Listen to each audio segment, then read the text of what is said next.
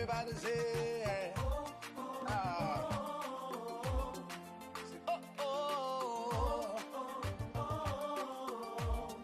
say, how can I express my gratitude for all the many things you've done for me? Words are not enough, to say thank you. Say, Lord, you are my everything. You're my everything. How can I express my gratitude? How can I express my gratitude for all the many things, Father, you done for me, yeah. Words are not enough to say thank you. Say, Lord, you are, you're my everything. Say, I call you Jireh. You're my provider. I call you Nisi. You are my banner. I call you Rapha. Hey. You are my healer. Say, Lord, you are. You're my everything. I call you Jireh. You're my provider. I call you Nisi. You are my banner. I call you Rapha. You are my healer. Say, Lord, you are. You're my everything. Uya matinyana. Uya matinyana. Uya matinyana.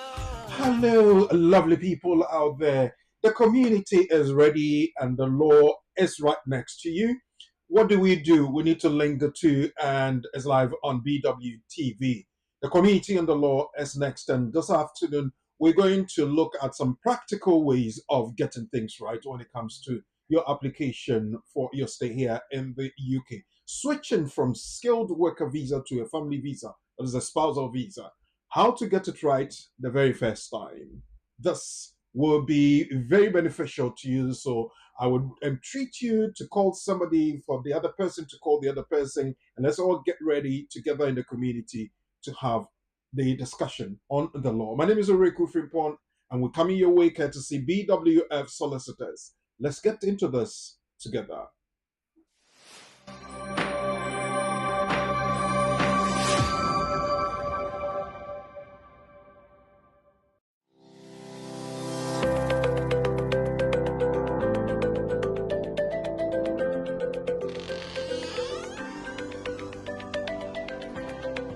Hello.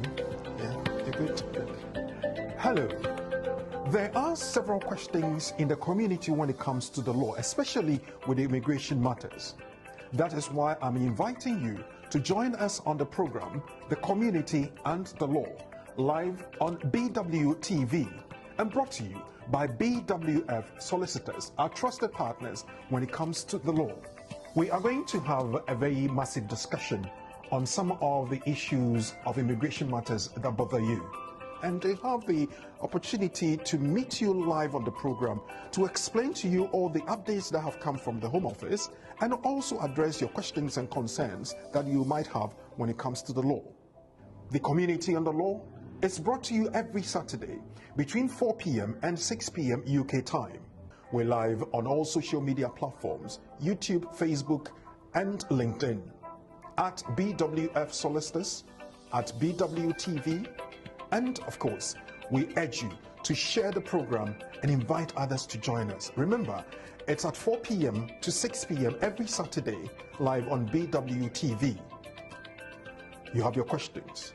There are answers. So join us, learn, and empower yourself on the program, The Community and the Law. So pick up the phone and dial 0208 493 7345, or you can send a text 07950 422 780. It's The Community and the Law. My name is Oreku Frimpon, and I am your host.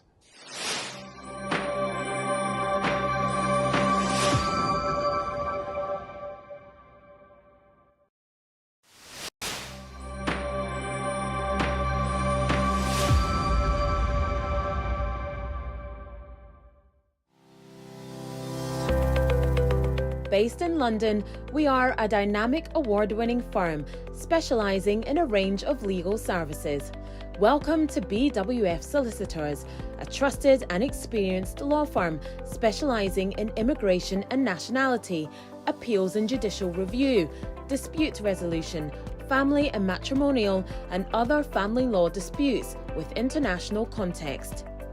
These include matters such as private child arrangement orders, contested and uncontested divorce, non-molestation for domestic violence, and financial remedy. Our childcare and family team appreciate the issues facing you at such a difficult time. Our advice is delivered in a confidential and sensitive manner. Meet Bernard Owusu, our esteemed senior partner. With over 32 years of experience and known for his expertise and dedication to serving our clients and the community. BWF Solicitors stands for integrity, respect, excellence, teamwork, diversity, inclusion, and service to the community.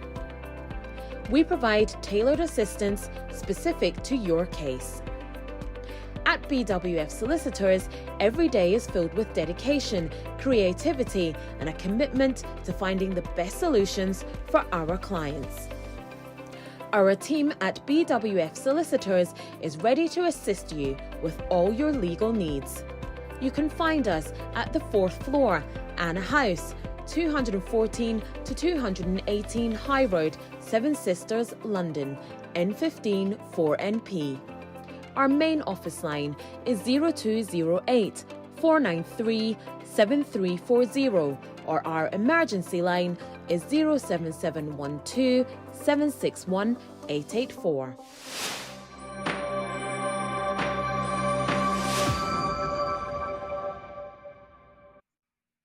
And welcome back. Thank you for your time.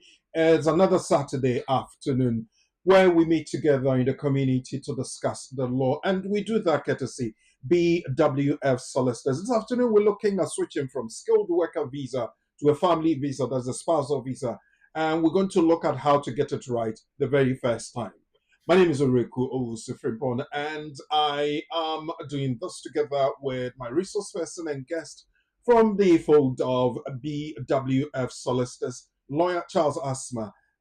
Is my resources person and guest, as I said earlier on, and we're going to have that discussion. He will be taking us through some of the updates we have, and then again lead us into how we can get that application done very correctly and doing it and getting it right the very first time. Pick up the link, share, and invite others to join us, because it's going to be a very good afternoon for all of us. It's a bit windy, cloudy outside there, but in here we have the warmth, we have the knowledge, and we have the experience to share with you. So let me first of all quickly go to the desk of lawyer Charles Asma to say welcome to him, get him to do the traditional greetings, then we'll pick up the updates. Lawyer Asma, good afternoon. Good afternoon, Bragoku. How are you doing, sir? Very well. How are you too? Yeah, I'm good. I'm good. Happy to have you again. And on behalf of my numerous viewers, listeners, and clients, we want to say thank you, and thank you again. Thank you. Pleasure to always serve the community. Right.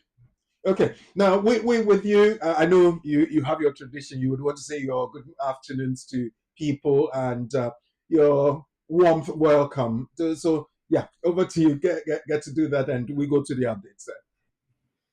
Thank you very much, viewers and listeners. A very good afternoon to you wherever you are. We have met again. Greetings from BWF Solicitors. Today is a wonderful conversation. Stay glued and let's have fun together. All right. Well, thank you very much, Charles. We are going to pick up certain things that BWF Solicitors, you guys have put out there for us to really chew on, and that's for our nuggets. But before then, this is the first weekend in September, I should guess so, and we're going to look at what we did in August 2024. Our employee of the month is our brother Emmanuel Ampiao from Accra office. He's a legal assistant at BWF Solicitors in the Ghana office. Emma, congratulations to you. Thank you for all you do our viewers, our clients, our customers, and everybody in the family appreciate you. And we want to say, keep it going. You have won the prize of the Employee of the Month of August. And together we say, congratulations and thank you for doing what you do. Thank you very much. And I believe you share the prize with me. Anyway, we go to what our clients are also saying. We are appreciating people within our clients from outside are also appreciating us. Now let's hear this from Papa Phil. Papa Phil says that Pamela did a great and a wonderful job concerning my daughter's visa application. I've never met anyone as patient as her.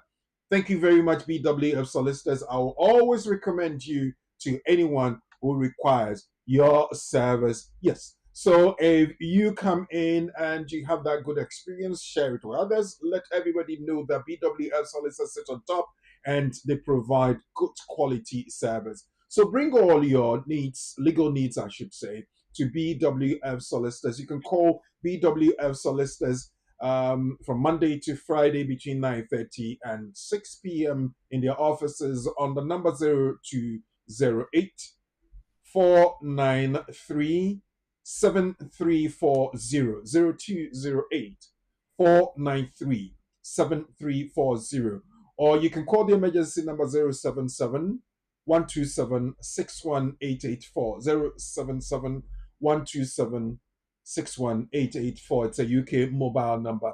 You can send your text and WhatsApp to that, and we will attend to you. Now, the update. Now, processing standard time reduced for marriage and family entry clearance cases. Now, in a communication to stakeholders sent on the 30th of August 2024, the Home Office has announced that it will introduce shorter processing time for marriage and family entry clearance applications, bringing the service standard down from 120 working days to 60 working days. That is the half in the time. The announcement states that a service standard has been amended to reflect what has been happening for some time in practice. This was catered from the Case Work Guidance Visa Processing Times application outside the UK, 2nd of September 2024. Well, moving on, I think we will get Laura to highlight that, but the nugget.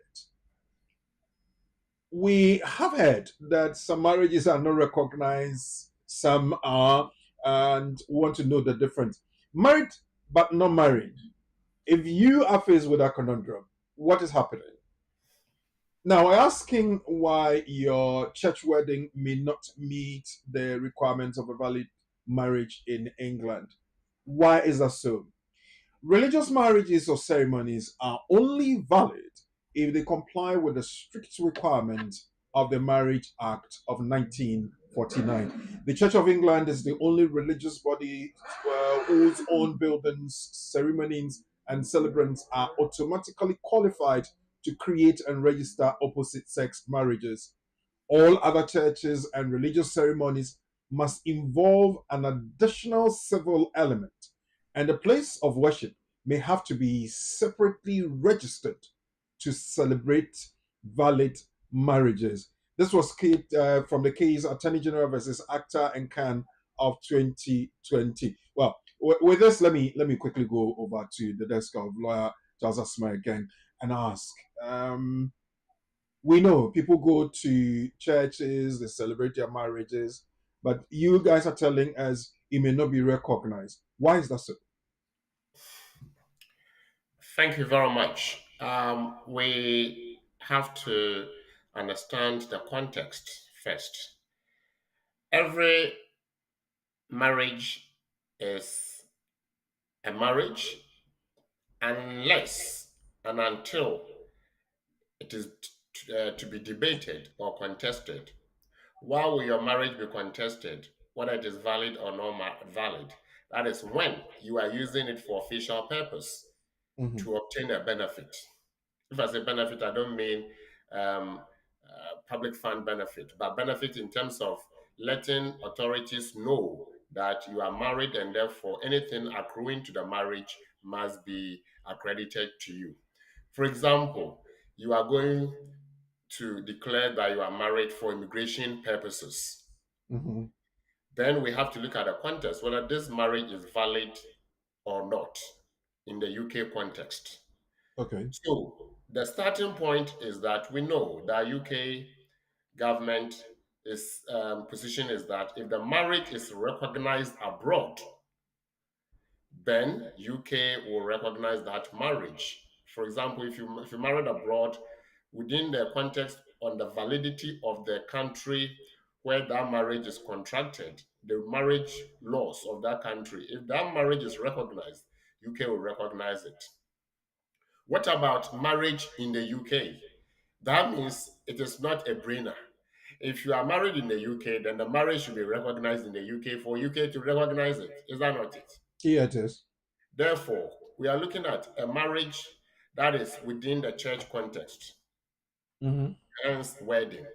Wedding is a church context marriage.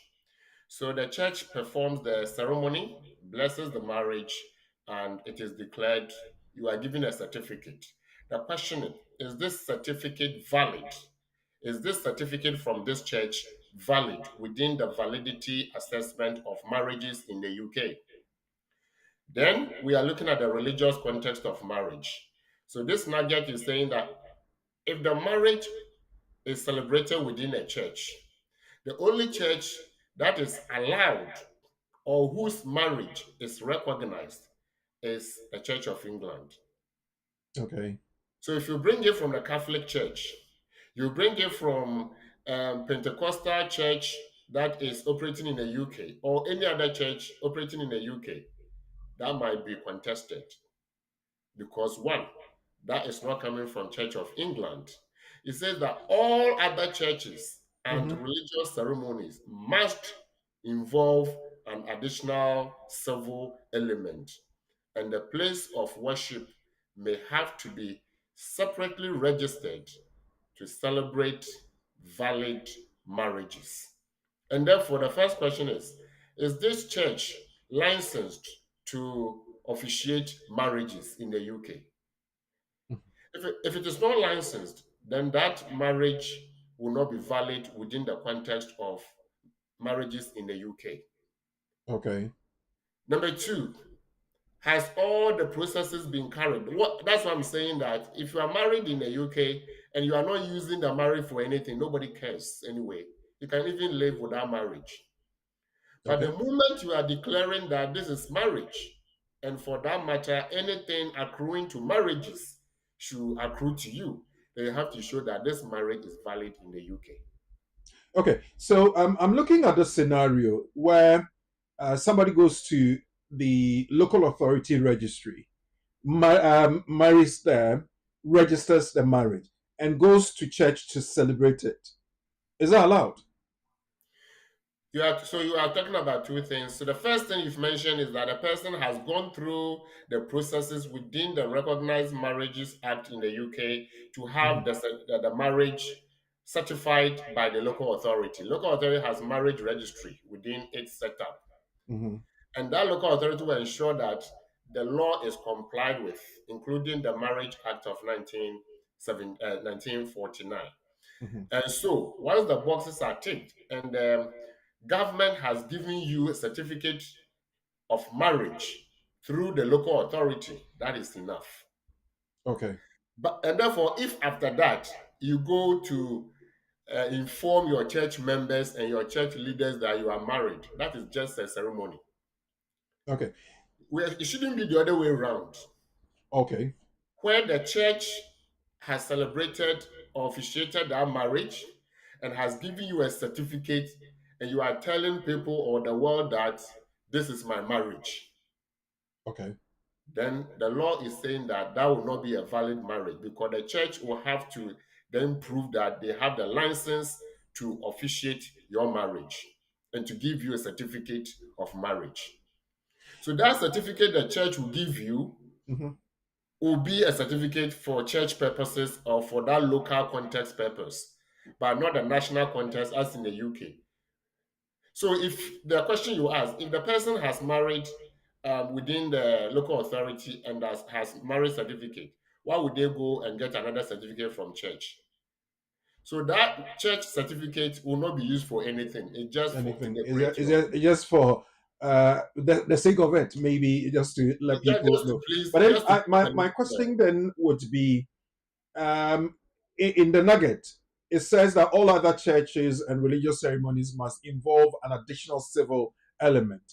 Where does this come from? Does the church go to the local authority to register and get a license to say that I, the priest of that church, should be given the license to um, declare marriage and even get people together to marry? Is that what is done? So if the church wants to be recognized Mhm. in terms of officiating marriages and issuing marriage certificate, then Valid marriage certificate. We well, must. once the church is recognized to do that, then it Mhm. is presumed that such certificate will be valid in the eyes of the law in the UK because you've Okay. gone through the process, the other elements to Mhm. have you recognized. So, question one: have you told the authorities that your place of worship can be used to officiate marriages? And what are the criteria or whatever checklist given to you to ensure that that is um, conformed with? You have done that. So the Mhm. place, what sort of place? So the local authorities, yes, so you have to apply to the local authority. The local authority will go through all the processes because at the end of the day, the church is within a particular local authority. And if you want, apart, why do we say that the Church of England is the only church that is recognized automatically? The Church of England is the only church owned by Great Britain, isn't it? And therefore, its marriages are recognized automatically. And therefore, if you want yours to be recognized as such, you have to go through the process. So you have to make a formal application for a license. You have to then show that the priest or the pastor or the reverend or whoever is going to officiate marriages is licensed to do so in terms of whether they have the necessary qualification to be able to officiate marriages or whether they can be accepted to be ministers of religion, so to speak.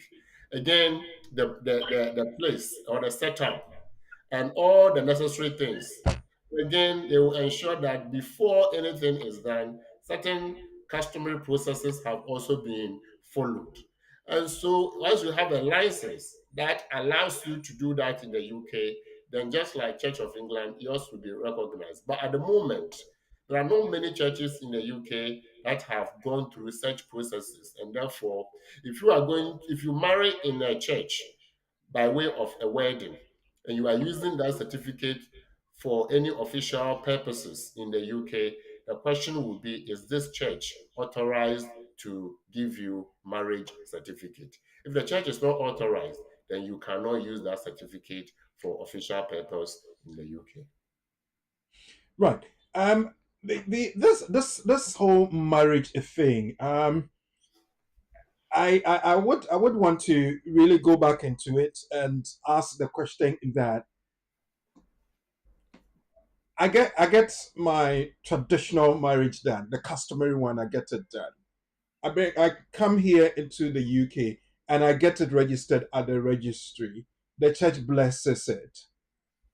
Am I overdoing things if I look at it that way? I will ask you, what is the purpose of doing all this? Hmm. If you are doing it just to show that you are married, it's fine.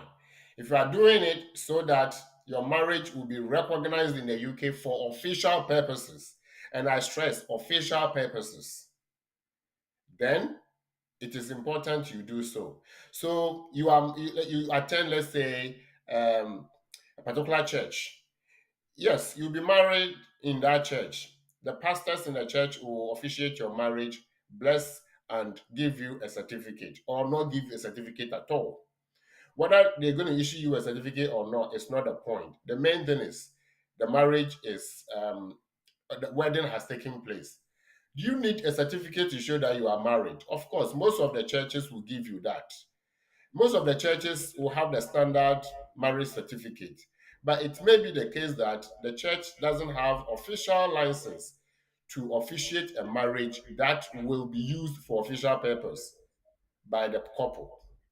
So, if you are married, we are not saying that your marriage is not valid. Your marriage may not be valid if you are using it for official purpose. For example, for immigration purpose. So, you bring a certificate from your church and you add it to your application. We are married. This is the marriage certificate. That is where the caseworker will say that, hang on, we see that the marriage was, so the wedding took place at this particular church.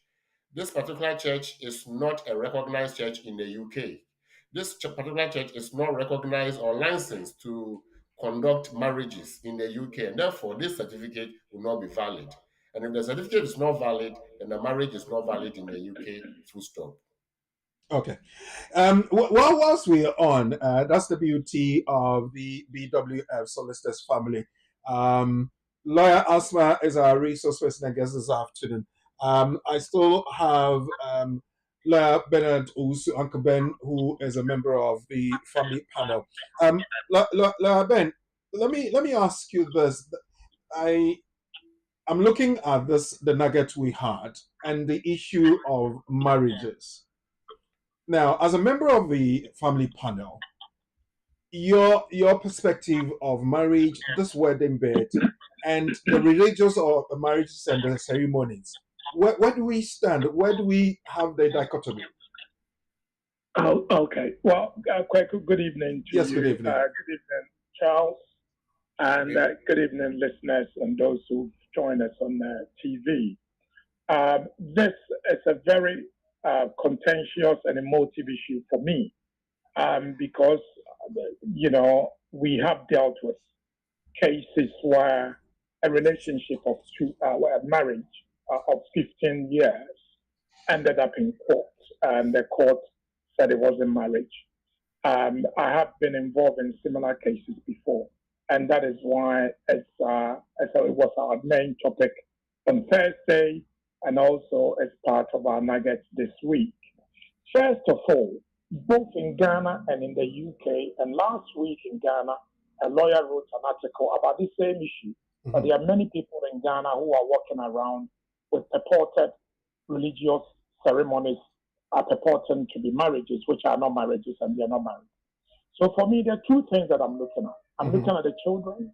I'm looking at death, where somebody dies and there's no will, and the person dies intestate, and under intestacy rules, is the spouse who inherits. And for want of a better word, the purported marriage ends up being a non-marriage or an invalid marriage. Okay.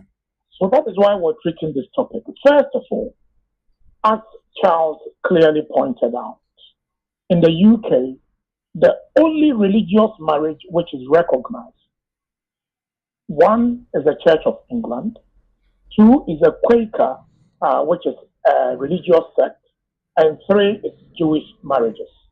Any other Christian marriage which takes place in a church environment is only recognized if the extra registration and the civil part has been complied with.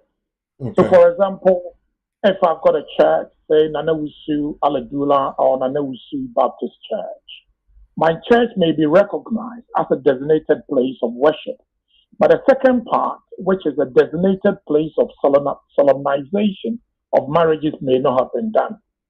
The second part is that the minister who purportedly conducted the ceremony is not licensed to do it. So Charles is a lay preacher. He's a lay pastor. And I've always had this issue with the pastors, and I've advised them that first of all, if somebody comes to you and say, I want to do a wedding in your church, you must let them know that it's not a wedding, it's a blessing. I'm not talking of Bible. I'm not a Bible specialist or expert. I'm a lawyer, a specialist family lawyer. So I'm not talking about Bible. I'm talking about law. And in this country, if a church, Nanawusu Baptist Church, conducts a ceremony purportedly giving a marriage certificate that is invalid, and we're not serving the community well if that's what we're doing. So how do we resolve this problem? I propose two solutions. If we still want to go ahead and do what we're doing, do your customary marriage in Ghana. Bring it to the UK. Tell your pastor I've done my customary marriage. The pastor will then bless your marriage. If you want to tell your friends that ceremony is a wedding, that's a matter for you. Mm. The second part is for the churches to register their churches and register the ministers to be able to conduct this. The Quaker religious body has done it. If the Jewish religious bodies have done it, we as Ghanaian churches should be able to register our churches as a designated place of solemnization of marriages and then register our ministers. You can do that through the district superintendent registrar of marriages. They will do the registration for you. So that is why we're treating this topic. We don't want years down the line parents walking into our offices and say, lawyer, this is my marriage certificate from Nanausu Pentecostal Church. And then Nanausu tells you, no, I'm sorry, it's not a marriage. And that's why we're doing this topic. Okay. So I was going to pose this question once you're on, maybe Charles, let me quickly while you join us and pose this question to Uncle Ben. What do I look for, or what do I ask from my local church and pastor to be satisfied that what I'm going to do in the church is valid and will not create problems for me down the line? Okay, so there are three questions which I said on Thursday. There's a video which will be out next week, giving clarity to all this. The first question you asked is, Pastor, are you licensed by the British government to conduct marriages? Because if you say, are you licensed, of course, he's a pastor. So of course he will be licensed. But are you licensed by the British government, by the marriage registrar to conduct marriages? Two, is this place a designated place of solemnization of marriages? Mm-hmm. And the third one, have we given notice or bans, B-A-R-N-S, bans to the public? If all these three are yes, yes, yes, then you can go ahead. As I speak to you, there's a young woman in her early 20s who is going to go through a ceremony next year. She's invited all her friends. I needed to advise them that what she's doing is not valid marriage. She didn't know. Nobody told her. And these are the problems that we're having in our community, and that's why we've raised it. Okay. So at least be sure that the priest is permitted and allowed by the British government. Two, the place is a designated place of solemnization. And then we have had the bans or the announcement made to the public that such a ceremony is going to happen. With the bans bit, how many days or weeks notice should be given? Under our marriage rules, it's usually a month. Sometimes you can shorten it because there are always emergency marriages. But the bans are published by the local authority through the superintendent registrar. Okay. Right. Uncle Ben, thank you very much for adding to this bit of the discussion. We really appreciate that. You're welcome, Kweku. Thank you very much. Okay, thank you very much. Mr. Bernard also is a senior partner of BWF Solicitors, a member of the family panel, and, well, of course, our boss. So, right, Charles Asma, myself were discussing that. He came in to contribute. So I'll go over it again as to why your church wedding may not meet the requirements of a valid marriage in England. Religious marriages or ceremonies, as we have said, are only valid if they comply with the strict requirements of the Marriage Act of 1949. Earlier, Lawyer Charles Asma explained to us, and it was also supported by Uncle Ben, that the Church of England is the only religious body whose own buildings, ceremonies, and celebrants are automatically qualified to create and register opposite-sex marriages. All other churches and religious ceremonies must involve an additional civil element. And remember, Uncle Charles mentioned that, Uncle Ben also supported it.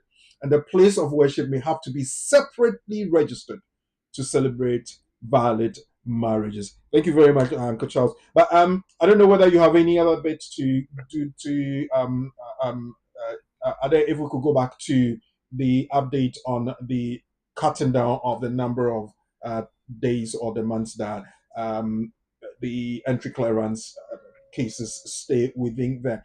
I'm bringing this and highlighting that, Uncle Charles, because people know that it's up to 6 months, up to this and that, and you have been inundated with complaints from your customers and clients as to things are delaying and there's a lot of uneasiness within the community. Can you help us with this as well? Thank you very much. Yes, so Brother Cool, good. So I think it's been clarified, and once you have Supreme Court ruling, the lower courts don't really add much, and so the senior partner has summarized the point, and the key things are there are family connotations and also immigration connotations. That's right. Whether Yeah. you are going to use it for immigration purposes or you are going to use it for inheritance, family aspect, and all those things, the most important thing is the marriage valid in the UK. So what we are taking away is that if you are getting married in the UK and you are not going through the council itself to register it for you, and you are using your local church, ask yourself, after doing this, can I still say that I have married and therefore any um, official conversations that may come up, be it property matters, inheritance, be it immigration matters as a spouse or whatever, can I rely on this marriage? If you cannot be sure, you have to do your due diligence or homework before you take that step. Otherwise, that marriage will just be a ceremony, and as was pointed out, and we have already stated, it will just be um, a blessing and not a solemnization. So that's the difference. Now, in terms of the time frames, the standard time keeps changing. And yes, before they said 6 months, and it went to 9 months, it went to 12 months, and now they say there's no limit, so anytime at all. But we know that entry clearance applications, and as the update states, entry clearance. So with entry clearance cases for spousal applications, usually they don't take that long. So within 2 months before you have your decision, it went to 4 months. It's back to 2 months within which we can have the decision for that applicant. And so the good news is that if you're applying from abroad, and that is why we say entry clearance, if you're applying from abroad, give and take, if you're estimating your time, you can use 2 months, which is 60 days. But it says 60 working days. That means if you have a month with 4 weekends, and we are talking about 2 months, then you are looking about 8 weekends. And with those 8 weekends, you have to add to the 60 standard days, which now becomes about 68 to 70 days. So let's bear in mind. Don't say, oh, they say 60 days. It's 60 working days. So let's be mindful. However, this is a guidance or a note issued to us that caseworkers must follow, and therefore it is advisory. At a point, they can say that, well, yes, the note was advisory and therefore not binding. And so if it delays, we can only go back to them and say, hang on, you said you do it within 60 working days. How come it's been about 70 working days, 80 working days? That is where we push for the PAP or pre-action protocol, or telling them that there has been unreasonable delay. They always come back and tell us that yes, they recognize that and therefore they have operational issues. There are instances where they will give you notice that we said 60 days, 60 working days, but due to operational challenges, your decision will not be available, or you will not receive a decision until some other days or some few extra days. Then you are already aware. But give and take is good news. Time is halved, which is something to celebrate, and a relief for families that are making entry clearance applications within the family migration provisions.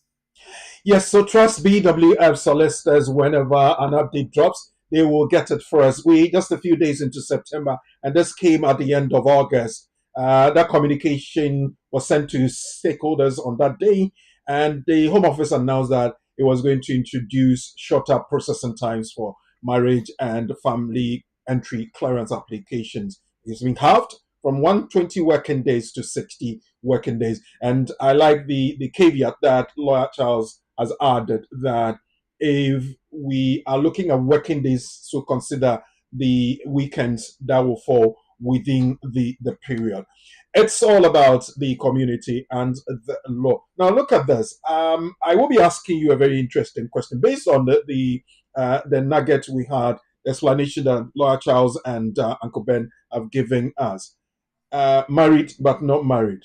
Let's check this scenario from one of families here in the UK. Amma Grace and Kofi Brookman had a religious wedding at Aquinas Charismatic Church at Cricklewood, London in June 2015 on unapproved premises under the Marriage Act. There was no additional civil element involved, and the place of worship was not registered under the Marriage Act of 1949. They subsequently had 2 children and bought 2 properties together. In January 2023, Amma filed for divorce and financial settlement under the Matrimonial Causes Act. Let's put ourselves in the shoes of the lawyers. Advise Amma whether her application will succeed. Is it one, as Amma was married in a church, she can file for divorce in England? Is it 2, as Amma's marriage was conducted in an unregistered place of marriage, the laws would not recognize her marriage as valid? She cannot file for divorce? Or 3, Amma can make the application because they have 2 children and 2 properties together. Think about that at the tail end of the program. I'll bring it back and we see which of them will be correct, and I'll test you to find out whether you got the answers correct or not. With that, I want to say thank you to BWF Solicitors, and we give you their message, show you where they are, tell you what they do, and when we come back, we're going to go into the classroom. You know, every time I have Lawyer Charles Asma here, it's like I am with my professor, Ahmad, my teacher, because he does that methodically, takes us through the steps, and we're going to look at switching from skilled worker visa to a family visa or a spouse visa, how to get it right the very first time. It's the community and the law. I'll be right back.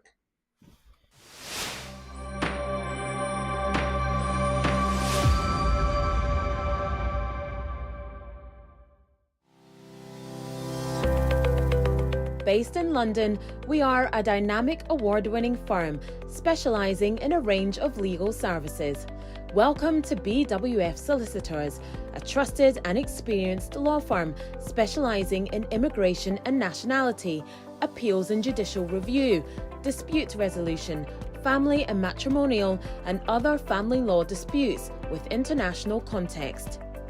These include matters such as private child arrangement orders, contested and uncontested divorce, non-molestation for domestic violence, and financial remedy. Our childcare and family team appreciate the issues facing you at such a difficult time. Our advice is delivered in a confidential and sensitive manner. Meet Bernard Owusu, our esteemed senior partner. With over 32 years of experience and known for his expertise and dedication to serving our clients and the community. BWF Solicitors stands for integrity, respect, excellence, teamwork, diversity, inclusion, and service to the community. We provide tailored assistance specific to your case. At BWF Solicitors, every day is filled with dedication, creativity, and a commitment to finding the best solutions for our clients. Our team at BWF Solicitors is ready to assist you with all your legal needs. You can find us at the 4th floor, Anna House, 214 to 218 High Road, Seven Sisters, London, N15 4NP. Our main office line is 0208 493 7340, or our emergency line is 07712 761 884.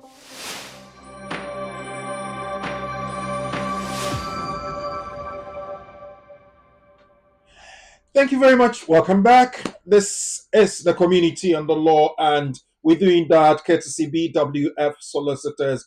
And we're going to look at switching from skilled worker visa to a family spousal visa, how we get it right the very first time of applying.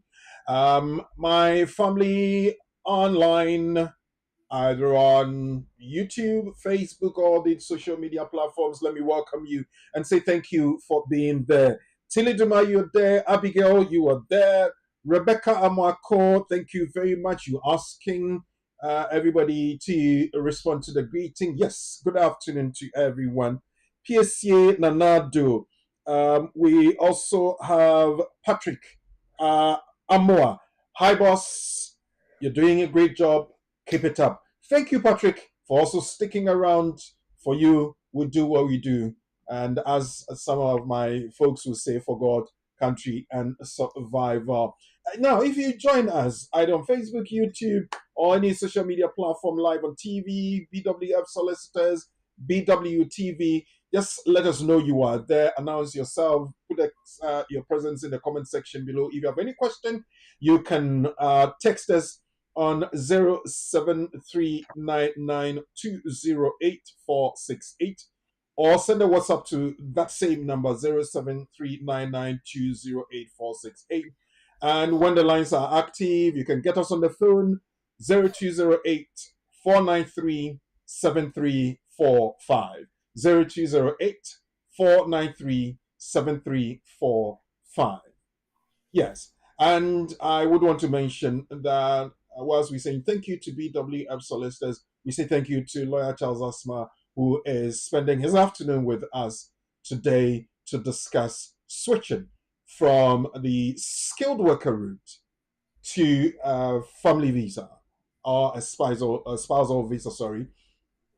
Why from skilled worker visa to a family one? You remember last week, if you were with us, Laura Eunice took us through what happens when you switch from the graduate route to the skilled worker route, and when the graduate route does not really count to your indefinite leave to remain here in the UK. So now let's look at the skilled worker route. Why would we switch from that to the family route? What happens? And who can do that? How do we do that? Asma, we have all these questions and we have come your way. Thank you very much, Brakuku. And once again, good afternoon to viewers and listeners. This is a community engagement, and we share information that will empower you and to assure you. Much as we are not promising, but we are confident that the advice will be helpful to you. Mm-hmm. Those who have followed the advice have benefited from it. And therefore, today, you see, when you are in a classroom, there's something called previous knowledge, what has worked before, and we are going to add to it. And because we're looking at how to get it right, we want to see whether we have gotten it right before. There's no point telling somebody that this medicine works if you haven't tried it yourself or it hasn't worked for somebody. And so we are telling you what we have tested and what we've tried. So what evidence do we have? Then we tell you how we got the evidence. Producer, please, if you're available, share the redacted decision. The redacted decision, please. Thank you very much. Brother, could please read this with the date, where it came from. It says, dear, in our parlance, dear Asumesi, immigration advisor reference. Where it came from. The date. It says from Home Office Atlas. So and is addressed to you, Asma? Date. And the 13th of August, 2024, 14:19 hours afternoon. Application update, right? Yes. Okay. And it's an application update, yes. Good. Please go ahead. It says the Asumesi reference that please find enclosed a decision relating to your client's application for permission to stay in the UK. Please ensure that this is passed to your client immediately. And it continues to write the letter, dear, your application under the partner FLRM route of the immigration rules has been successful. You've been granted permission to stay in the UK until February 17, 2027. This notice sets out all of the conditions of your permission to stay in the UK. So please read it carefully. Your conditions. Okay, all right. So Okay. we don't really need the conditions because that is something that so steady work and these are all just like bicycle. Ukosi kukuswa are free, so free ride. But the key thing is the person's application succeeded. So let's go back to application is successful. And this is what we pride ourselves in as a community lawyers. Right. We try it, it works, and we tell you that it has worked before, and this is how to go about it. So, how did we do this? What is the context? So, we bring you topics that are relevant, that are workable. This is somebody who came to the UK as a skilled worker migrant.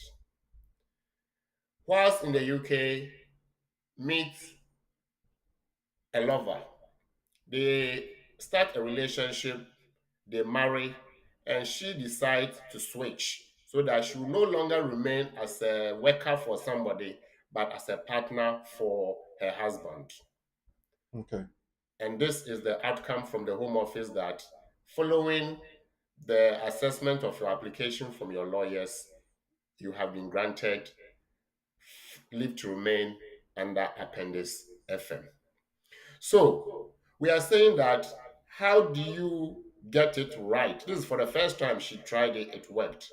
So you come as a skilled worker. That is governed by Appendix Skilled Worker to the Immigration Rules. So you show that you have a relationship.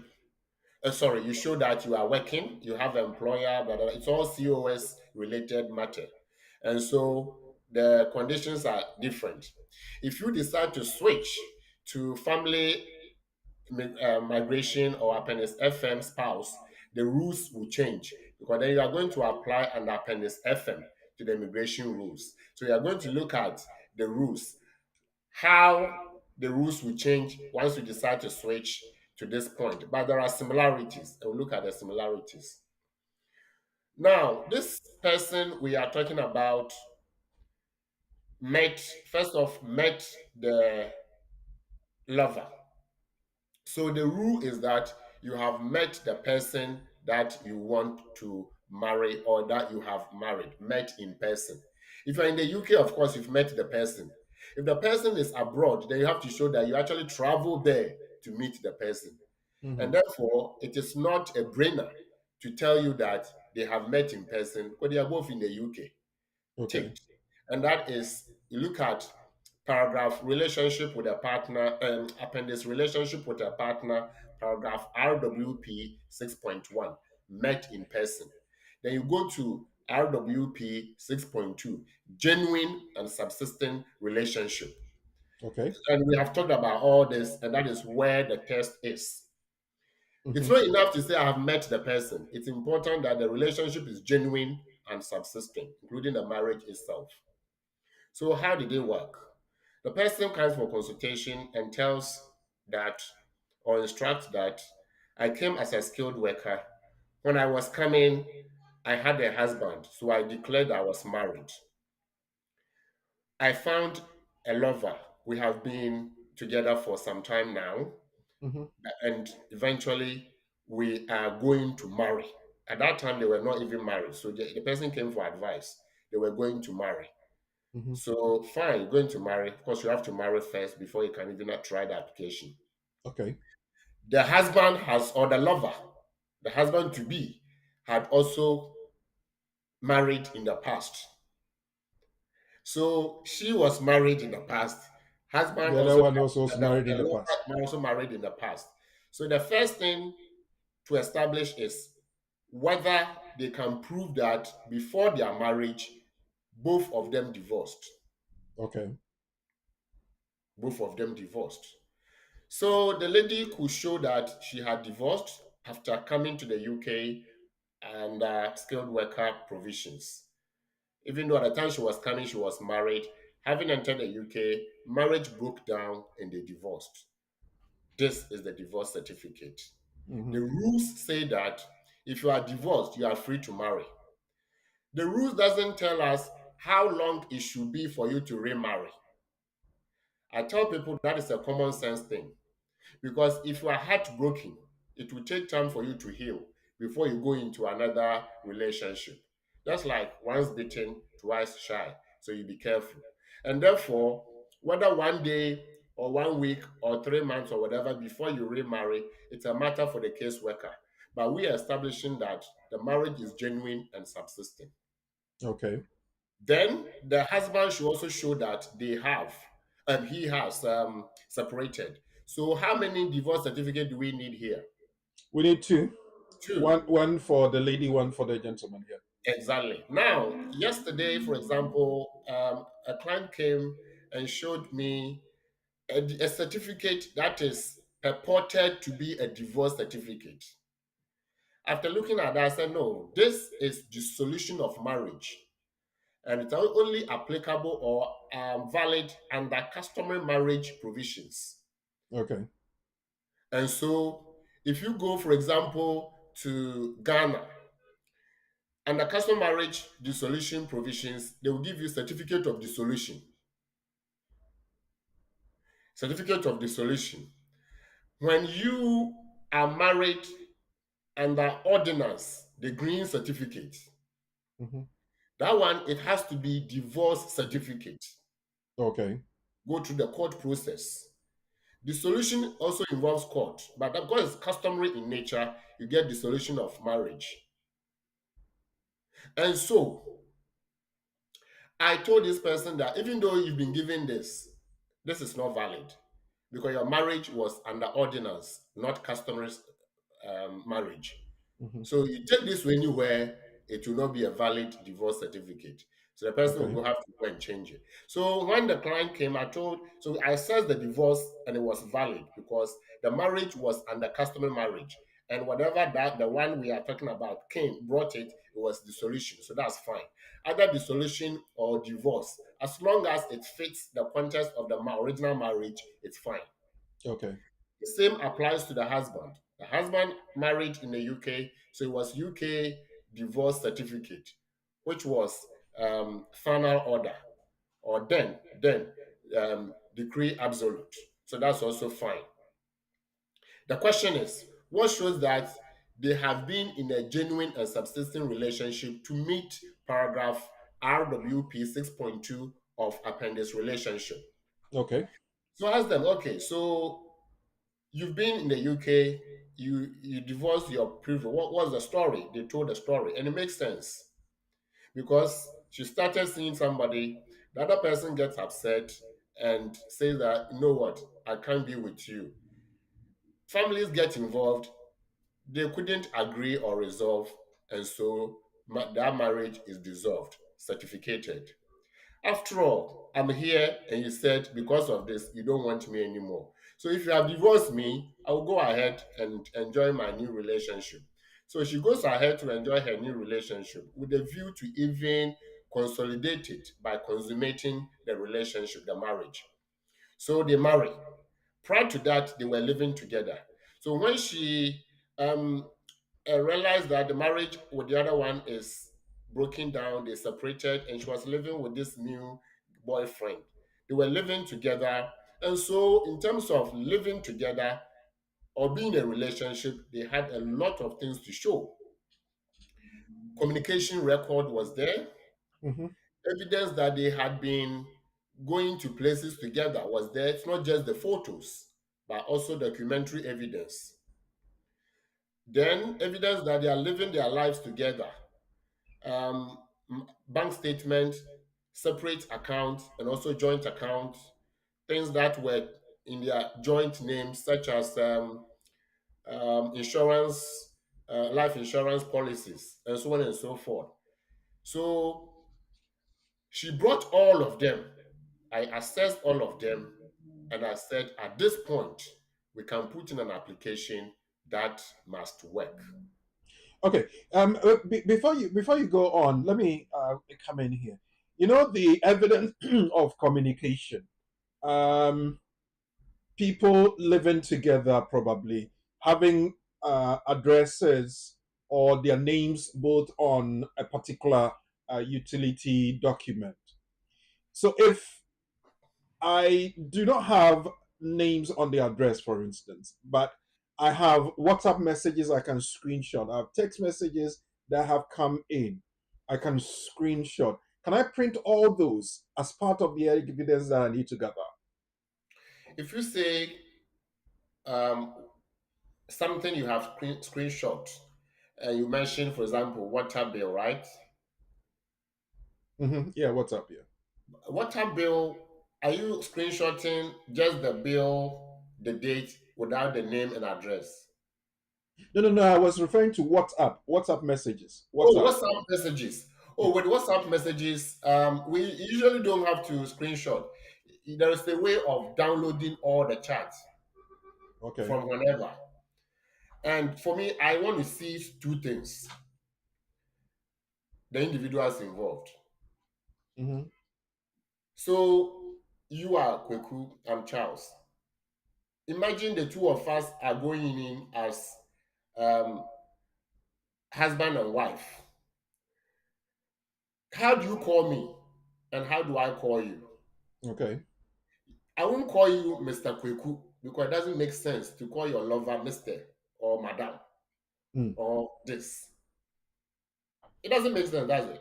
Yeah, yeah. That At is least artificial. in relationship, people have pet names and familiar Yes. names they have, yes. So there are certain things when people bring it to me, I say, no, this is artificial. It doesn't make sense that you're calling your husband Mr. So and so. That's the name you have saved.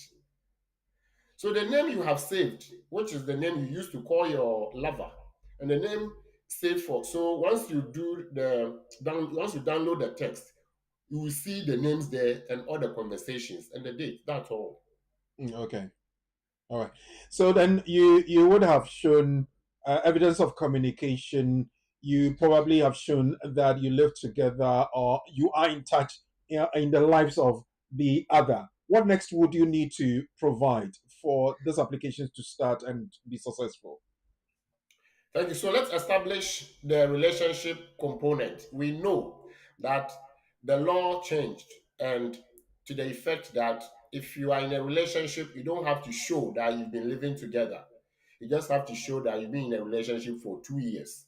But the example we have, our case or case study client, they had not been in a relationship for 2 years. And therefore, she could only show that they married, even though the relationship is not up to 2 years, they have been in that marital relationship for that period. So if you are going to show marital relationship, you have to provide a marriage certificate. Okay. If you are not going to show marital relationship by just saying that you've been in an unmarried partnership, then you have to show relationship for 2 years. How do you prove relationship for 2 years where there is no living together? Then you have more to prove. But most of the people, it's likely that at a point they live together. And so there will be evidence that proof of address for A, proof of address for B, the same address. Okay. So the same address linked to both of you. Even if it is not joint, we bring the husband works and the lady was also working because as a skilled worker, you may be working even 20 hours or full time with your employer. So there will be proof of address. Because the lady had already started living or moved in with the new lover, her address had changed to the new lover's address. The new lover already had a lot of evidence to prove because the new lover was living in the UK and working, living his life, of course, settled with indefinite and then British citizenship. So either settled or British citizenship, or even if it is pre-settled, you have to show that there is marriage in there or that relationship. The lady also showed bank statements, the same address, pay Okay. slips, the same address, utility bills, the same address. The tenancy agreement was in the husband's name. Fine. You don't have to be, because if the tenancy is already um, signed, once your husband or wife moves in, the landlord is not going to change it for you until renewal. So it Okay. was only under the husband's name. So that's fine. It's not a big deal. But we put all together and put a case that together, explaining the context, what happened to the first marriage, how this became, when they met, and where they are, and the plethora of evidence pointing to the fact that one, the marriage is genuine, and two, they are continuing to live as husband and wife. Now, Photo. in a situation where uh, the new partner is outside of the UK, what will happen? Do we have to go through all showing all these evidences before the application is put in? So if you say new husband, okay, new partner is in the UK, are we talking about a sponsoring partner, or we are talking about the partner who is being? The sponsoring partner is in the UK, and the dependent partner will be outside of the UK. All right. I'm switching from that route to it might not probably apply very well, but I'm looking at a situation where we had the update to say that you can bring your partner in when you are on a skilled worker route, and I am in here and I want to bring my partner, so I'm switching from a skilled worker route to a partner route, or a family one, or spousal one, so to speak. Well, I'm happy to tell you that both have worked. Okay. I have a client who called to say that, oh, lawyer, I'm in now. I'll come and say hello at the office. The wife was a skilled worker. Mm-hmm. The wife came with a husband, dependent partner. The marriage broke down irretrievably. They Mm-hmm. divorced, and the Ghanaian divorce proceedings rules. The wife remarried an old lover. The old lover in Ghana, they had met before. So meeting in person had been established. Mm-hmm. This one, they came back to ask, please prove that the marriage is genuine and subsisting, and they had met before. So I sent back the evidence I had given to them, that I have already given you the evidence, but just so it helps you, this is it. You say that you want to prove that they have met in person. These are the photos, husband, wife, da da da da, with even children of the lady who is in the UK. Da, da, Okay. da, da. So they have met in person in the photo. The next one is that the genuine relationship. The husband had sent money to the wife to buy a car because the employer was asking her to get a car. So there Okay. was bank transfer from Ghana to the lady's account in the UK. I Oh. took that and established that who or which who I haven't come across a man, if not for good reason, will transfer money to a woman in the UK to buy a car. Mm-hmm. To buy a car, and that will be a lot of money because you have to exchange a Exactly, lot of of course, was Ghanaian about two cedis thousand into pound pounds. sterling. Yeah, £2,000. So you see, this is a husband who cares about the welfare of the wife, and so blah blah blah. It ticked off. Also, the communication. They had land together, landed property in Ghana together, registered as evidence. So if this is not a genuine and subsisting relationship, What why else would all be? this? And it's not the case that it was then and that's it, up to the point of the application. So live evidence, the communication. So even the communication, WhatsApp communication is not enough. The money transfer, for this one, there wasn't money transfer. And the reason was that the man is well to do. And so the woman didn't have to transfer money to the man in Ghana. So there was no money transfer, but there were other evidence. Even though the evidence were not a lot, we had to establish the fact that it's not about the quantity of evidence, but the quality of it and what it is seeking to prove. All right.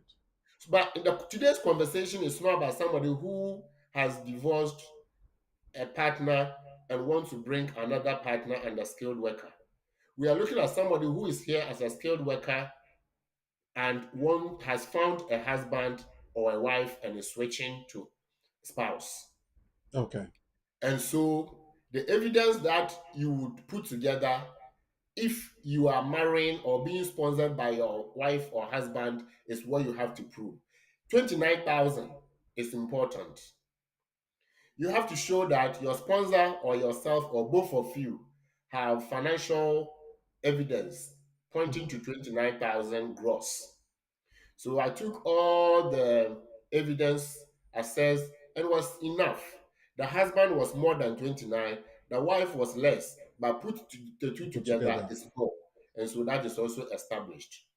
I'm also happy to tell you that there's another application that is pending the same principle, switching from skilled worker to spousal application under Appendix FN. So these are the things that work, and that is what we are sharing with the community. It works, and the strategies are being used by BWF solicitors, and that's the more reason I keep asking you to speak to BWF solicitors. Call them on 0208 493 7340 0208 493 7340. You can also text the emergency number 077 127 884 077 127 61884. Or you can call Lawyer Charles directly 07947 636 037 07947 636 037. BWF solicitors are trusted partners when it comes to the law, and they give us the opportunity to learn and also know what there is that we have to know as far as updates are concerned. They work Monday to Friday between 9:30 in the morning and 6 o'clock in the evening. They are on the 4th floor of the Anna House, 214 to 218 Tottenham High Road, Seven Sisters, North London. If you're coming by public transport, get on the Victoria line, get off at Seven Sisters, second exit. That will bring you straight to the entrance of the Anna House. Climb up to the 4th floor and you find BWF Solicitors. BWF Solicitors, we're so grateful. You give us the opportunity to have the Community and the Law program every Saturday afternoon as we're doing right now. Let's say a thank you and we'll be back.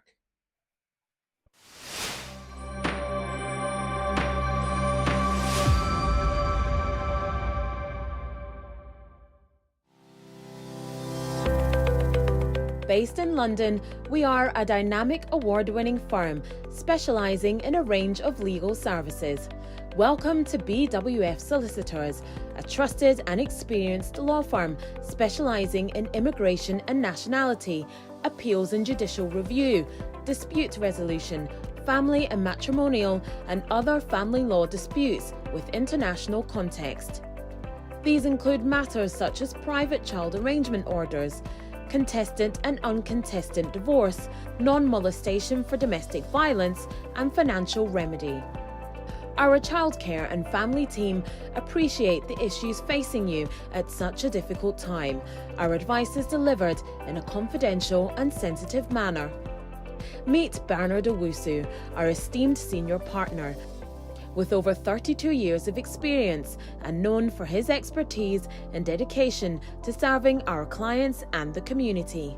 BWF Solicitors stands for integrity, respect, excellence, teamwork, diversity, inclusion, and service to the community. We provide tailored assistance specific to your case. At BWF Solicitors, every day is filled with dedication, creativity, and a commitment to finding the best solutions for our clients.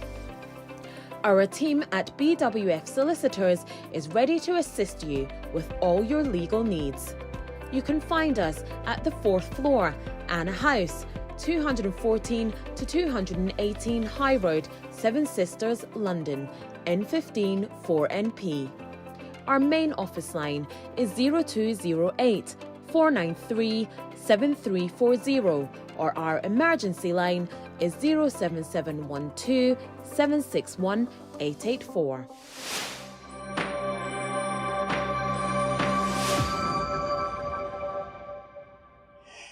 Yes, welcome back and thank you for sticking around. I've seen that somebody's joined the family on social media platform on Facebook, for instance. Wumpini, you are there. Rukia, although you're watching with us, but there's Nana Adu PSA.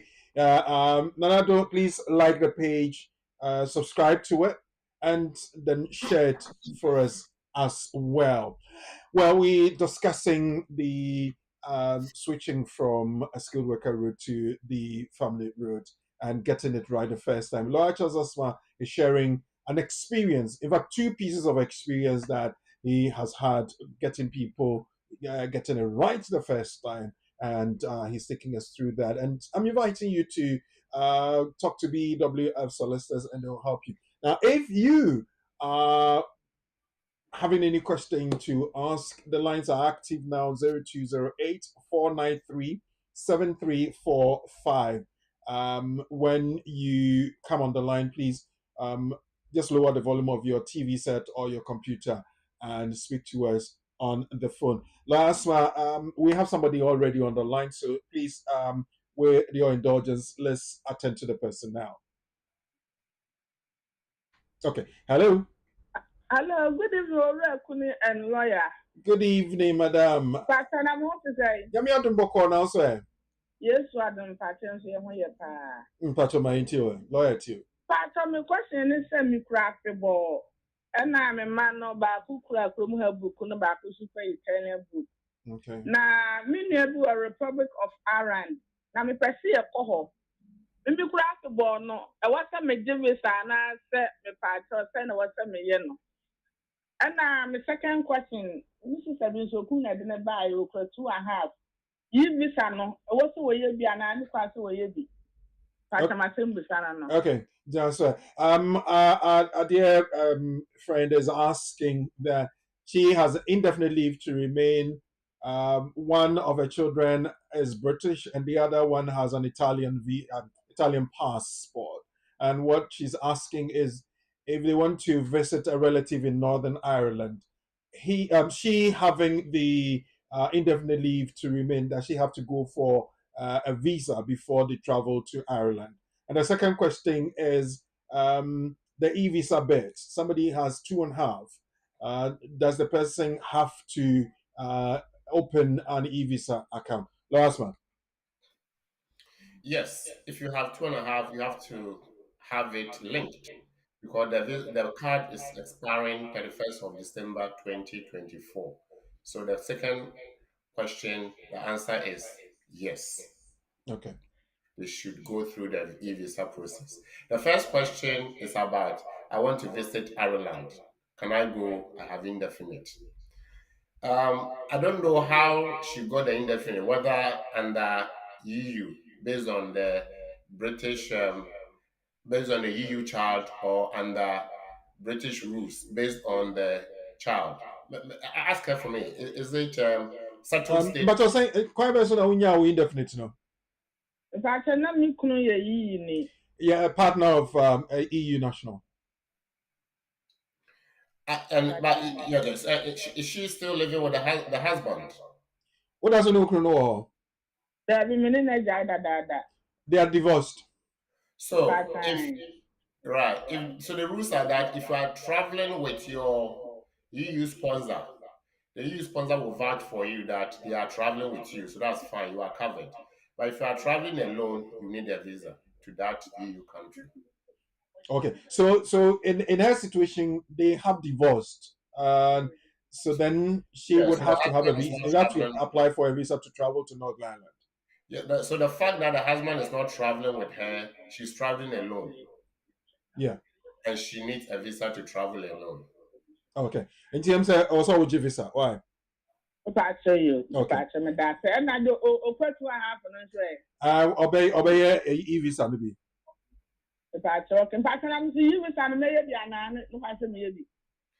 Right. I mean, she has EU.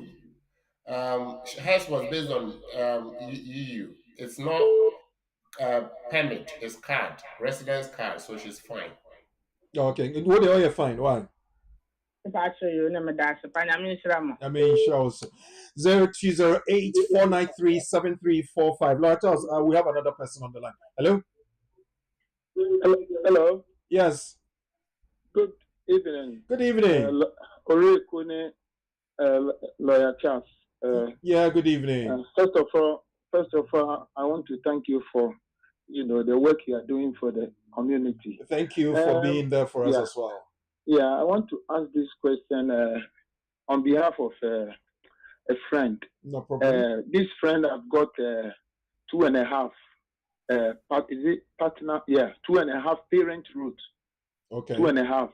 Okay. And usually when he's renewing his visa, he paid the immigration health surcharge. Okay. Now he has got a job with the NHS as a bank staff.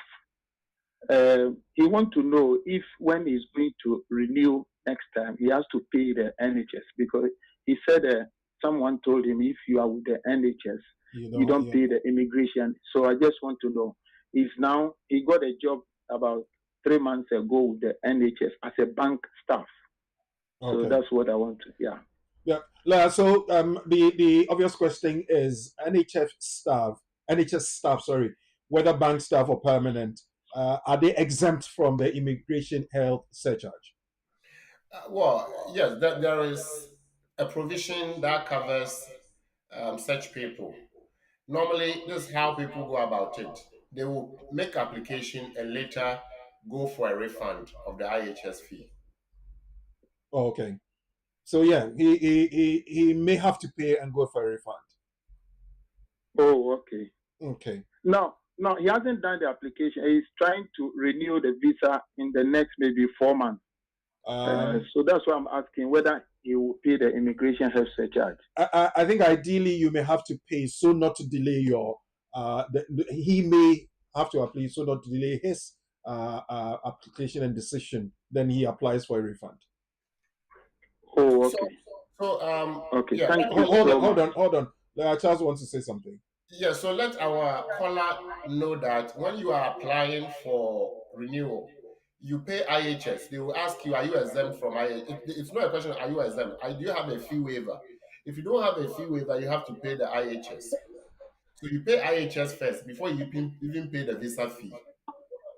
Okay. What it means is you may have to then go to them, tell them, give me a code, so that when I get to that point, I can put it in to show that I am exempted. That may be complicated. So people will pay and later go to them to tell them that I have paid. Give me a refund. Okay. All right. So I think possibly the most sensible thing is to pay and go for the refund so you don't delay your stuff. So yeah. Oh, okay. Yeah, my brother. Okay. Yeah, I think I would advise. Thanks so much. I would advise you to do that. Thank you very much as well. If you want to call us, the number is active 0208-493-7345. Yes, there are some questions on the platform. We can pick some of them. Balfour Kantankrachi says, I'm a spouse on the 5-year route. I'm due to apply for indefinite leave in October. However, my wife went to uni and just completed and has a job offer from NHS as nurse on a £28,000 a year due to commence in October. Her income over the last 12 months is, however, less than 18,600. My income is over 25,000. Would her income over the last 12 months be less than 18,000 affect her application? So what you're trying to say is there's a prospective source of income. Previously, she was earning less than 18,000. This is a partner. He earns over 25,000. Can they put things together so that she would meet the financial requirement? Right. At the end of the day, it's combined income. If you are living with, but the wife has 28,000. This is indefinite leave to remain application. We're under indefinite rules. You have to show that you've done the 5 years. You have to show that you are still with the spouse. If your spouse sponsored you up to this point, you have to show that you've been living in the UK. In terms of money, how much and all that, it's not um, it's not so much of an issue for indefinite leave to remain. It's much the case if you are going for renewal of the 2.5 years. So our brother who is here, even if anything, the wife has got a job. If anything, he's also working and put together is enough. So he should be fine. Yes, you can send your text to 07399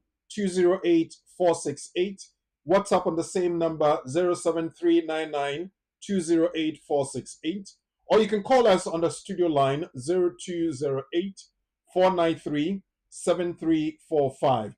Or you can leave your questions and comments in the comment section down below, both on Facebook and YouTube at BWF Solicitors and at BWTV. Now let's pick another one we would have on there.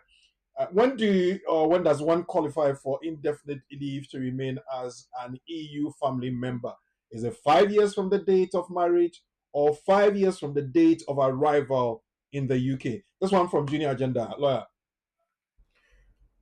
Right. So it's usually 5 years from the date of marriage, the date you became a family member to that person. Okay. Right.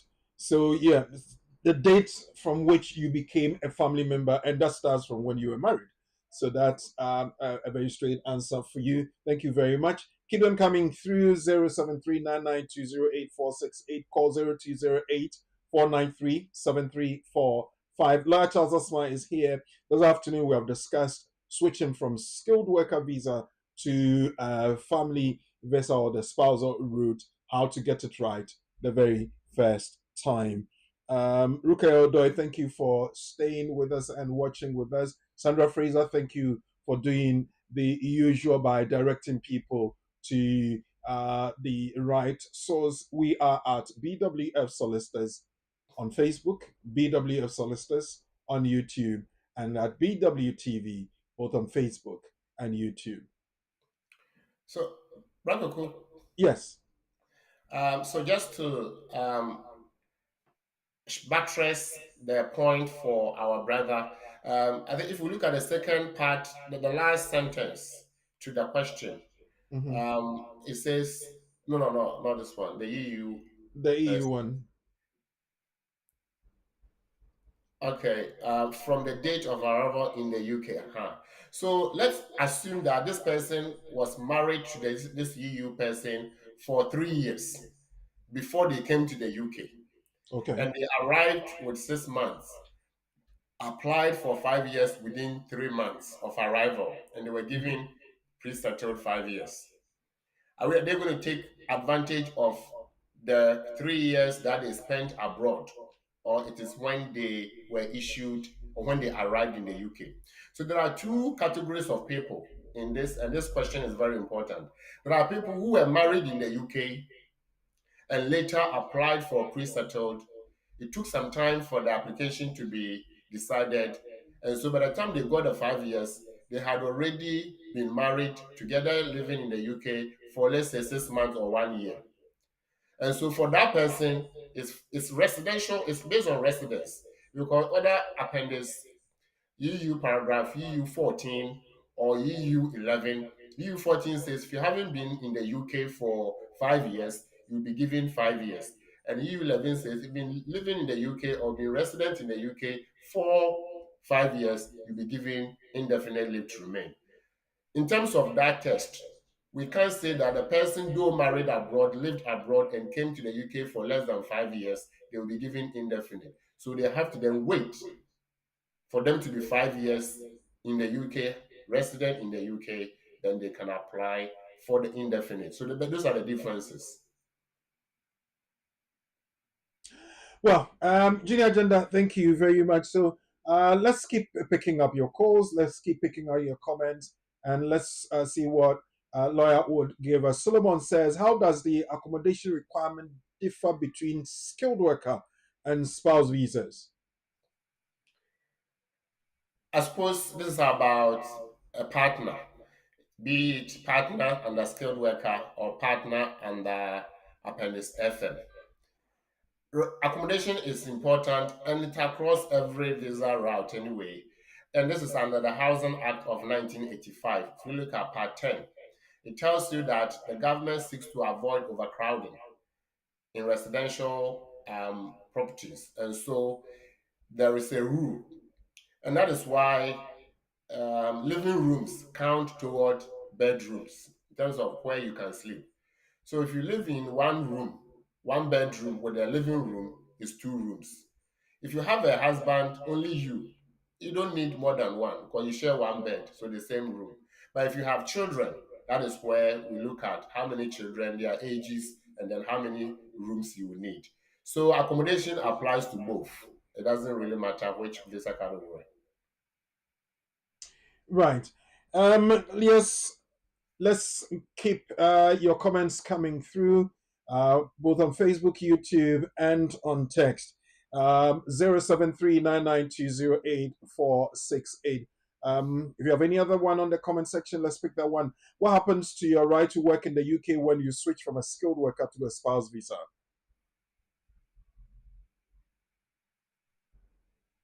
Aaron? Right. So this from our sister Angela. What happens to your right to work in the UK when you switch from a skilled worker to a spouse visa? I mean, switch means a transition, so your right will follow you. Okay. That's straightforward and very reassuring, lawyer. We have one on the chat from one of our texts, and it says, lawyer, I'm here in the UK on the skilled worker route as a care worker. As of now, I still don't have a job. I've met an EU person and we want to marry. I'm having issues with my previous partner. I want to divorce him. Can I divorce and remarry, and will it affect my skilled worker visa?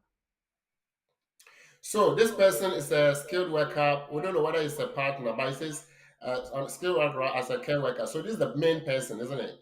Yes, I guess so. Yeah, the main migrant. And as now, we're not even going to talk about you are not doing this because you don't have a job. You are doing this because you need to do that. And so I have met an EU person and want to marry. So this person has found new love. I am having issues with and that is why. So you have found new love because there have been issues in the previous marriage. It is not because of the job. Or if it's for the job, then we say that are you going into the marriage because you want to have an escape option? You are going in because you want to have a sociological life, which is somebody who can understand you and live with you as a human being. And that is the new person. So if this new person happens to be an EU national, you have to show that you've divorced your previous partner. Can I divorce and remarry? We said that there's no law in the world, and for that matter in the UK, which says that if you are a divorcee, you cannot remarry. So if you're a divorcee, you can remarry. The question is, what is the purpose of your new marriage or remarriage? Is it for visa or for new marital relationship and life? If you can prove that it's for new marital relationship and life, then you should be granted a new residential status if you are going to use your new husband, that is your EU partner, to apply. So that it means that if this one goes through and is successful, then this lady would forfeit her status as a skilled worker and become a spouse of an EU national, and will go through that route. Yes, I mean that is more or less set in stone because there's no way anybody can have two visas running. You either have this or that. Or And so that. if you decide to switch from this before it expires to family route, which is the conversation we are having this afternoon, once you are issued with family visa 2.5, you now have visa 2.5 under 5-year route, not EU, on under 5-year route, not skilled worker anymore. Okay. So if this new found lover was a British national with a British passport, fully settled, how many years would this person go on? Is it a 5-year route or the 10-year route? We say 5 year. Well, I mean, 5 year is always under FLRM marriage. So with this, you always apply another 5-year route. you do 2.5, 2.5. Now, if the person, whether the person is EU settled status or the person is EU pre-settled, of course, there are things you have to, conditions to meet if it is under pre-settled, the person has pre-settled, or the person has British citizenship. The most important thing is you are establishing that your spouse, who is going to sponsor your application, can do so because of their status. Okay. And you are applying based on meeting the criteria 5-year route. If you can't meet the criteria 5-year route, you may be considered under 10-year route. However, you have to prove that a refusal will be consequential and will bring untold hardship for you and your spouse. Okay. Well, if you still have any question, any concerning comments, please drop that now quickly, because I think after the next one, we will be going back to the question and the scenario I gave you earlier on. We have an advice to give to the couple who are in that case. Can you apply for a spouse visa if you are currently on a skilled worker visa but not yet married? So applying for a spouse visa if you are currently on a skilled worker but not yet married. Yeah. So this is somebody who is asking whether I can apply on the basis that I'm in a unmarried partnership with somebody. Is that, I think that's the question. Yeah, that's the question. So on a skilled worker now here finds a partner and is asking, can I apply for a spousal visa? So let's do the mathematics. We know that the rules say that apart from marriage, you must prove 2 years relationship. Mhm. Yes. So they can. So if you have to prove 2 years relationship, our question is, how long have you been in the UK? Okay. So that you have a relationship with somebody in the UK, though you are not married, but it's lasted for 2 years. Okay. Because the person who is going to sponsor you, I'm sure, is in the UK. Obviously, I guess. So have you been in the UK for at least 2 years? If yes, then we can work out the evidence covering those 2 years. What it means is that, let's say the person has never been married, so there's no need to show divorce. But if they had been married and they came to the UK, that means as soon as they entered, the marriage broke down and they started a relationship. The other one, they've divorced that person, and so they are relying on marital relationship. I don't know how long the person has been in the UK, so it's something that needs comprehensive assessment to see if he can apply without marriage. And with that, I would want to invite people who have further questions, people who need further clarifications, get in touch with BWF Solicitors. The numbers are on the screen below: 0208 493 7340. If you are in Ghana and you want to contact the Ghana office, 055 589 5959. The emergency 077 127 61884. Laura Charles Asma is on 07947. Let's put that one on the screen for people as well. 07947 636 6037. 07947 636 6037. Now, my question. Let me go to the scenario. Remember, we had the nugget and we're talking about where your marriage is not a marriage. Amma Grace and Kofi Brookman had a religious wedding at Aquinas Charismatic Church at Cricklewood, London in June 2015. Cricklewood, that church is on an unapproved premises under the Marriage Act. There was no additional civil element involved, and the place of worship was not registered under the Marriage Act of 1949. They subsequently had 2 children and bought 2 properties together. In January 2023, Amma filed for divorce and financial settlement order under the Matrimonial Causes Act. Please help me. I have three scenarios, and I want us to pick one to advise Amma whether her application will succeed. Is it one? As Amma was married in a church, she can file for divorce in England.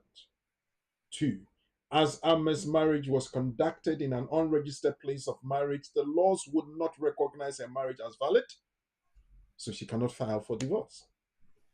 Or three, Amma can make the application because they have two children and two properties together. Now, let me help you.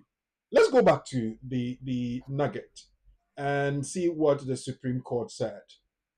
Religious marriages or ceremonies are only valid if they comply with the strict requirements of the Marriage Act of 1949.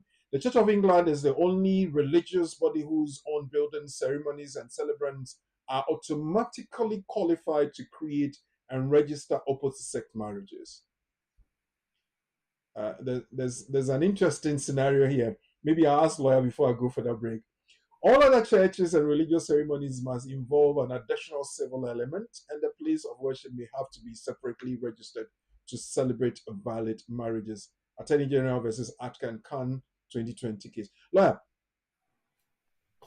the Church of England is the only religious body whose own buildings, ceremonies, and celebrants are automatically qualified to create and register opposite-sex marriages. Now, this is us in a situation where now we have same-sex marriages. Do they not qualify under this?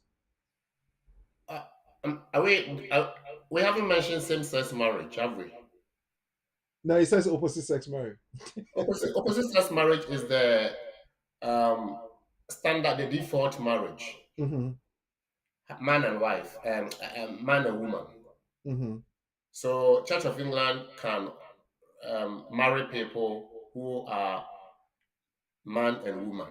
Of course, today people go beyond man and woman, so we now have man and man, woman and woman. Mm-hmm. But we are looking at a standard situation or default position.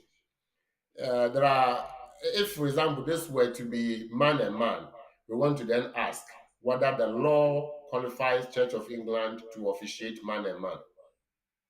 Yeah, that's a question that just crossed my mind when I was going back on it. Is that your question? Yeah. Well, in this case, if, for example, you bring marriage certificate from Church of England, man and man, woman and woman, and you are going to use it for family dispute, or you are going to use it for immigration dispute, somebody can contest that under the Marriage Act of 1949 and even Section 11 of the Matrimonial Causes Act of 1943, it does not make provision for man and man, woman and woman. And so the marriage may not be valid if it's not proven beyond. Because Church of England, though, has default advantage, that advantage is defined. Well, and that will be a job for the lawyers to do and argue out. I'm taking a break. When we come back, a very, very short one. When we come back, I will find out what your answers will be, and then lawyer Asma will help us unravel it. Then we see which one will be correct. Then we'll draw the curtains down. It's still the community and the law.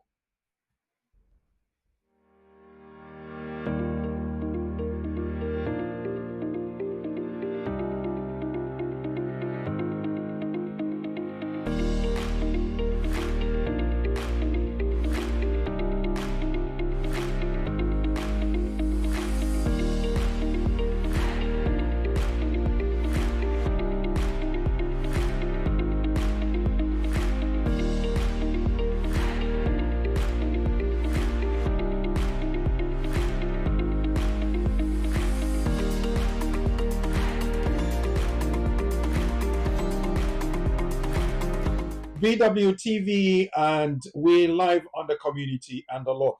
But for Katakrechi, you said your question was answered. Maybe you may have fallen in attention, but you can go back on the video playback and you can have your answer. Lawyer rightly answered your question.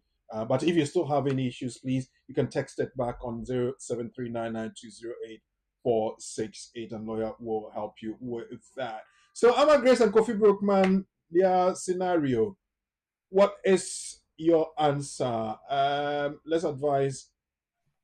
Tano Benson says 3. Even though the wedding took place at an unregistered place, the two came to an agreement to raise a family and as a result, bore children and made properties over the years. So she could file for divorce. That's your opinion. Thank you, Benson. You should be a pocket lawyer somewhere. Aspire Jojo Poku, I'm not sure she can file for divorce, though as a marriage is not recognized, but I believe she'll be able to make a financial application because of the children and the properties they bought together. So Aspire Jojo Poku says it's number 3. Ama can make the application because they have 2 children and 2 properties together. Henkel upon is saying number 2, as Ama's marriage was conducted in an unregistered place of marriage, the laws would not recognize her marriage as valid. She cannot file for divorce. Rabna Oba Pakunedu Yadom, number 2. Okay, so you agree with the previous one. Yawin Team says number 3, Ama can make an application because they have 2 children together and properties as well. Okay, Yanti, thank you. Charles and Mary, number 2. Next, let's see who else has come up with. Yaya Yusuf says number 3. Thank you, Yaya. Tilly says number 2. As Ama's marriage was conducted in an unregistered place of marriage, the laws would not recognize her marriage as valid. She cannot file for divorce. Okay, let's see. Okay, let us smile for time. Let's see what the answer would be, the correct one. So to speak, and then we can draw the curtains down. Lawyer. Thank you very much, Brakoku. So there are 2 dimensions to this. Somebody came to say that, but if they fought together to build together, why would they not share together? The one you said might be a pocket lawyer somewhere. He has a point to an extent, but that is different from the conversation for today. But I'm going to address both with a view to answer this. So thank you to those who have expressed their views. The law is clear.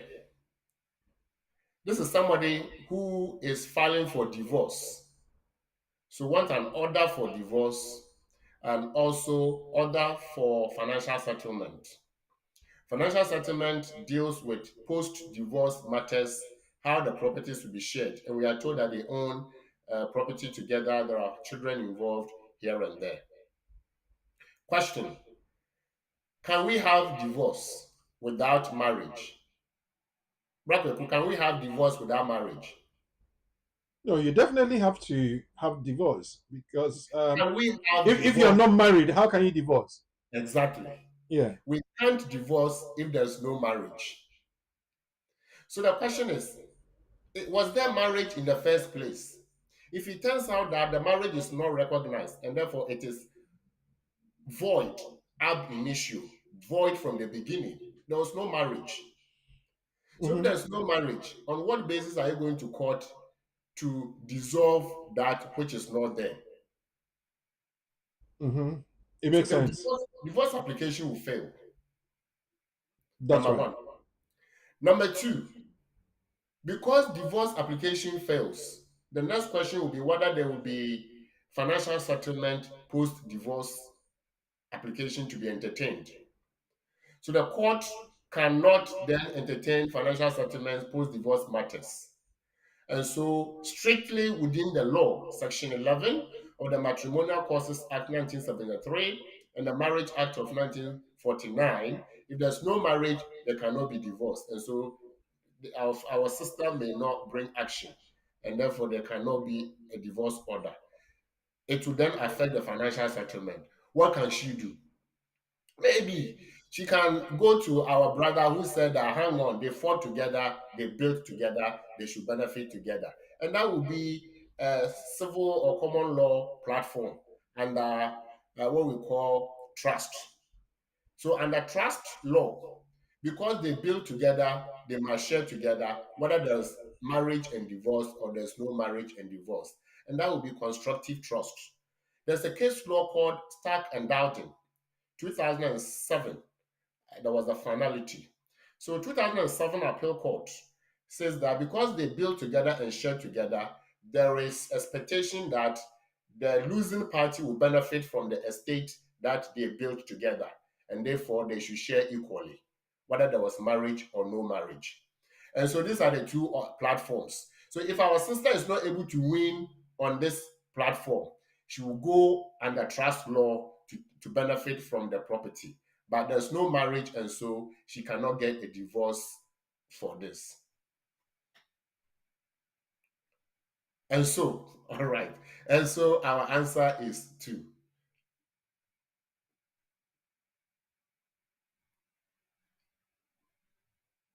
I can't hear you. I can't hear you. Uh, Better. I know what my producer did. Can you hear me now? I can. Okay. So a religious marriage in England and Wales may be considered invalid if it doesn't meet the requirements of the Marriage Act of 1949. And as Laura has explained, the answer is 2. Now, there is an article written by lawyer Bernard Osu and Ben, and it's on the BWF Solicitors website. That gives you a lot more explanation to that. And those of you who probably may have missed part of our discussion, you can go on to the website to read it, www.bwfsolicitors.com. It was posted on the 31st of March, 2024. Our church wedding is not marriage as known under the Marriage Act 1949. So visit the website and take a read of that. You can, other lawyers, yes, you can pick up the link and make arguments from that and also advise your clients on that. With that, I come to Lasma. Please, tradition cannot be broken. A summary for our discussion. Thank you, viewers and listeners, for staying with us to this point. Finally, what we are saying is that you can switch. That is absolute assurance. You can. Whether it will work or not depends on what you do. But you can get it right the first time if you follow the rules. 1, you have to show that there is a relationship that is genuine. You have to show that the relationship continues to exist.